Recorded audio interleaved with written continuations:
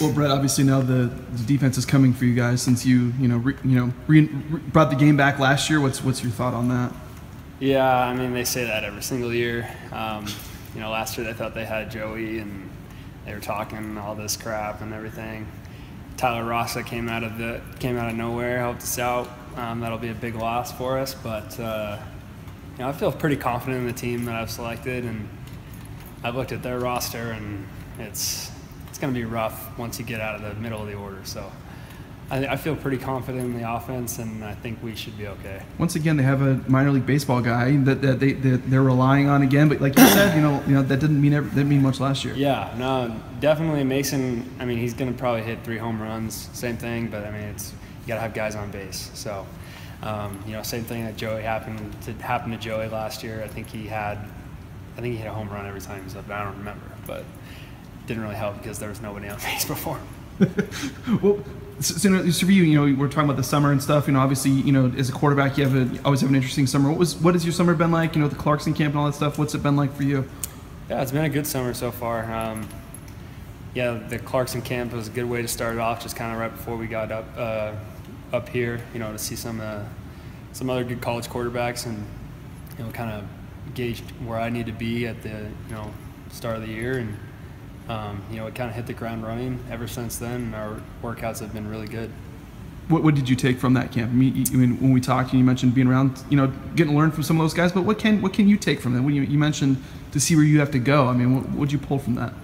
Yeah, I think just seeing some of the arm talent of some of those guys. There's obviously anywhere you go, there's going to be people out there that can, throw farther than you, and are always going to be better than you. So you got to find those little niches in your game that you can find an advantage. So, just seeing some of those guys out there that have, really, really big time arms, it, motivates you for sure to come back and keep working harder. Just curious in the summer, man. I know you guys work out a lot, but is it important to find a balance at all? Do you guys get away from football a little bit or anything like that? Oh yeah, for sure. I mean, Leighton and I actually he took me out shooting the other day for the first time. I'd never done that before, so. But yeah, I mean, there's a ton of stuff that we can do out here, and I'll take some guys golfing occasionally, like when we get done with workouts. Usually cart golf because our legs aren't good enough to walk a course after a workout. But we find a lot of different things to do around here, and it's definitely needed after our run days and just lifting in general because we're working so hard. Who's best golfer on the team? I'd have to say myself. I mean, when Finley was here, it kind of went back and forth, and Spurbeck was pretty good too, actually. But he just hit a 5-iron. He would just hit a 5-iron off the tee everywhere.